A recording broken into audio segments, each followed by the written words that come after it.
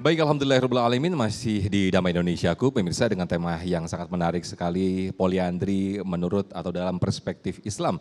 Di segmen ini, pemirsa, kita akan mendengarkan tausiah bersama-sama yang disampaikan oleh Kiai Haji Khalil Nafis, bagaimanakah hukum poliandri dalam Islam, termasuk bagaimanakah hukum itu ditetapkan. Selamat mengikuti. Assalamualaikum warahmatullahi wabarakatuh.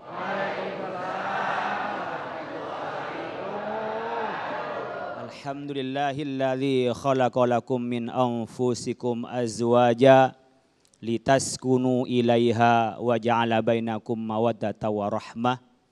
Wassalatu wassalamu ala Rasulillah wa ala alihi wa ashabihi wa mawala.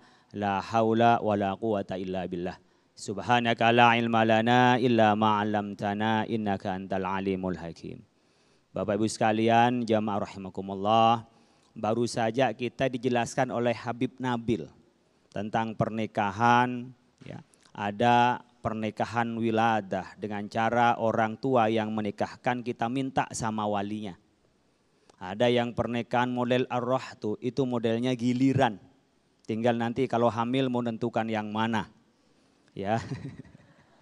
Ada namanya istifdha, pengen kayak apa? Ayam begisar.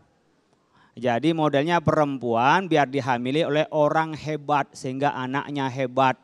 Nah, itu istifdha namanya. Ada arrohnya itu pelacuran, orang jalan, siapa yang mau mampir silakan mampir, nanti melalui tes DNA-nya. Mukanya yang paling mirip dengan siapa ini? Oh, enggak ada yang mirip, Pak, mirip sama tetangganya, berarti tetangganya dia. Ya, Ibu Ustadzah Qatrun Nada tadi menjelaskan, ini enak kalau yang akhir ini menyimpulkan aja. Ya, bagaimana memelihara nasab, pernikahan itu bukan hanya persoalan seksual, pernikahan itu persoalan keturunan, pernikahan itu berkenaan dengan kehormatan. Oleh karena itu Bapak Ibu sekalian, yang pertama soal poliklinik. Poliandri, saya kan poligigi gitu loh. Jadi Bapak Ibu sekalian, soal poliandri tadi dijelaskan oleh Habibana Nabil Al-Musawa. Itu soal perempuan punya dua suami. Jadi kalau yang terjadi kemarin sampai menuju maut itu melebihi jahiliyah. Yang dulu kan lewat tanam saham pergi. Lewat tanam saham pergi. Sampai 10 orang, bahkan kata Habib 100. Ini enggak. Dua-duanya, tiga-tiganya dihadepin. Luar biasa perempuan ini. Oh, jantan perempuan ini ya. Jadi saya ngebayang aja. Ini dari mana? Oke, pertama kita ini niatkan bahwa ketika perempuan tidak boleh kawin lebih dari satu, itu karena ketentuan dari Allah Subhanahu wa taala. Wal muhsanatu minan nisa'i illa ma malakat aimanukum. Di awal disebutkan hurrimat alaikum ummahatukum wa banatukum wa akhawatukum wa ammatukum wa khalatukum wa banatul akhi wa banatul ukhti wa ummahatukum allati arda'nakum. Ini semuanya menunjukkan tentang yang haram dinikahin. Enggak semua orang boleh dinikahin. Dulu di jahiliyah kalau bapaknya meninggal, ibunya istri diwariskan ke anaknya. Enggak boleh dalam Islam. Ibu ya ibu. Meskipun ibu tiri nggak boleh kalau udah nikahin oleh bapaknya. Ini kehormatan di dalam Islam. Bahkan dalam Islam perempuan yang dinikahi oleh Nabi tidak boleh dinikahi oleh sahabat-sahabat Nabi. Ada kehormatan di dalam pernikahan, ada aturan. Islam ini sesuai dengan fitrah manusia. Pak, punya istri belum? Yang belum punya mudah-mudahan oleh Allah diberikan istri. Yang sudah punya jangan bilang amin. Udah punya amin, amin, nambah itu nantinya. Yang laki-laki boleh poligami Pak? Boleh. Kalau perlu dan berani dan raja tega. 3 syaratnya. 1, berani diomelin mertua. Ya, berani dia menghadapi tantangan mertua yang satu dan mertua yang lainnya dan teman-temannya. Harus berani. Yang kedua itu kalau tega ngelihat istrinya menangis. Kata yang tua, saya sendirian sedang dengan yang muda. Kata yang muda, nangis yang muda, aduh suami saya sedang dengan yang tua. Akhirnya apa? Datang yang muda diomelin. Karena apa? Cemburu pada yang tua, datang sama yang tua ngomelin karena cemburu sama yang muda. Akhirnya apa? Diusir oleh istri muda, diusir sama istri tua, akhirnya tidurnya di bawah gentongan Masjid Al-Khairiyah. Jadi Bapak Ibu sekalian, ya, dijelaskan bahwa ini ketentuan dalam Islam. Oleh karena itu pertama ini taat kepada Allah. Sudah, ada ketentuan gak semua orang boleh dinikahin. Tidak semua orang boleh menikah. Maka tadi Ibu Ustazah Qadratul Najah menjelaskan tentang iddah. Ternyata hasil penelitian kenapa iddahnya kalau perempuan yang hamil sampai melahirkan. Kalau ini sampai salah satu quru 3 kali sucian. Ini ketentuannya apa? Ternyata bekas laki-laki itu hilang setelah situ. Bekasnya. Loh ini kalau bermalam gantian ini bekasnya kan hilang-hilang. Jangan kebayang ibu-ibu. Kebayang dibayang-bayangin. Saya ingin menjelaskan bahwa hifdzun nasli itu bagian dari maqasidus syariah. Menjaga nasab itu bagian dari tujuan syariah. Ada 5. Daruriyatul khams. Yang pertama hifdzun din, menjaga agama. Itu kewajiban kita menjaga agama. Agama memerintahkan kita jaga. Yang kedua adalah hifdzun nafsi, menjaga jiwa kita, jaga jiwa kita. Yang ketiga adalah hifdzul akli, jangan minum-minuman, jaga otak kita, pikiran kita. Yang 4 adalah hifdzul mal, jaga harta kita, jangan yang haram, jangan ambil punya orang hak kita. Hifdzul irdi atau hifdzul nasbi adalah menjaga nasab kita. Maka ada bin. Tapi enggak usah ribut soal nasab. Ya, enggak usah ribut nasabnya dari mana, nasab dari mana. Udah cari sendiri-sendiri, pastikan kita ini nasab orang baik.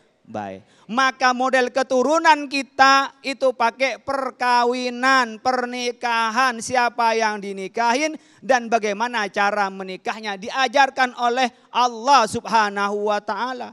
Demikian juga laki-laki, ketika dulu Ghailan bin Aslam itu masuk Islam, istrinya 9. Apa kata Nabi? Amsik arba'an wa farik sairahuna. Lepaskan yang lain, ambil yang 4 aja, pilih. Jadi ada batasnya juga, itu pun kalau berani dan tega gitu. Bapak Ibu sekalian, mengapa ini diatur? Karena pertama kali membentuk masyarakat ini dimulai dari kita keluarga. Keluarganya baik, masyarakatnya baik.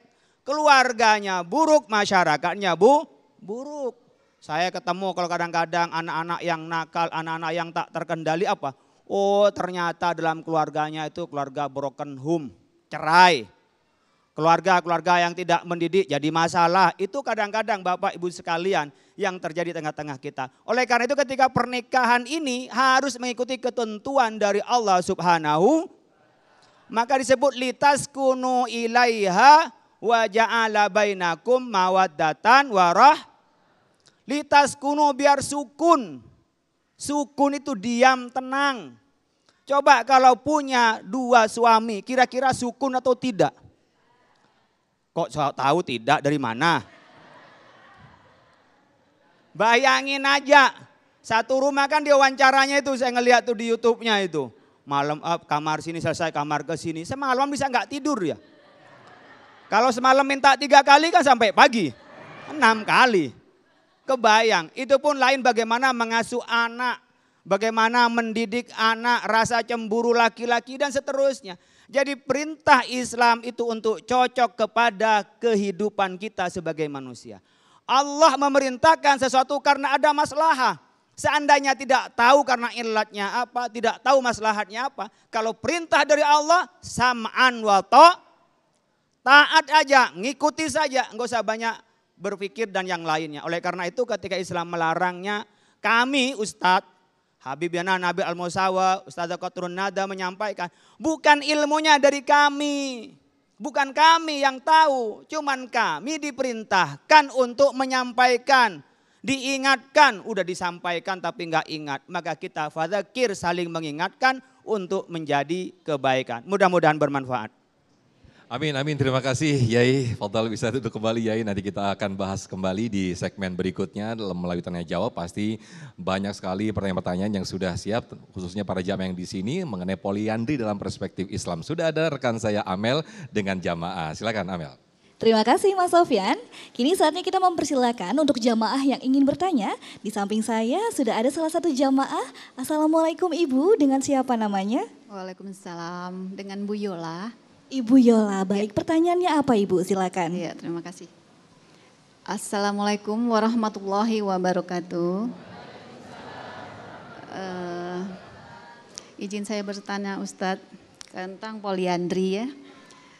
Banyak kasus yang terjadi saya dengar. Dan tadi juga saya dengar kalau poliandri itu adalah haram. Andai saya ambil satu kasus, satu contoh. Satu keluarga yang ditinggal oleh suami bertahun-tahun, kemudian tidak ada kabar berita, tidak ada nafkah. Nah, sedangkan si istri ini istilahnya masih produktif itu ya, dari sisi keibuannya tuh. Dan kemudian tentu butuh lahir batin. Nah, ya. Apakah si istri berhak untuk poliandri sedangkan suami status mereka belum bercerai. Nah, itu saja Ustadz. Terima kasih Ustadz. Assalamualaikum warahmatullahi wabarakatuh. Waalaikumsalam warahmatullahi wabarakatuh. Terima kasih Ibu Yola, menarik sekali tentu pertanyaannya. Dan tentunya pemirsa, kita akan mendengarkan jawaban dari guru-guru kita. Namun usai jeda berikut ini, tetaplah bersama kami di Damai Indonesiaku.